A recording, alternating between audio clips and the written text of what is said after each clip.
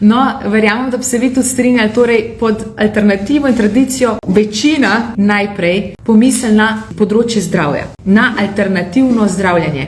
In to velja za vsa področja. Mi imamo povsod ta dvojna merila. Res pa je, da smo jih marsikje že presegli, marsikje pa še ne. To imamo na področju, medicine, pa zdravljenja in zdravja. To imamo mi na področju glasbe, na področju prehrane, mode. To je celo na področju delitve vlog med spoloma. Skratka, ta način mišljenja, kaj je nam nekaj baznega, kaj pa kar nekaj zraven, pa bom razmislila ali ne, to imamo povsod. S trenutkom, ko boste nehali to razmevati, ko boste se zavedali, da je vse samo en način, ko boste ugotovili, da je vse to eno področje, a ni to boljš, ker med tem lahko izberete, kaj je za vas najbolj naravno, normalno, prijazno, učinkovito.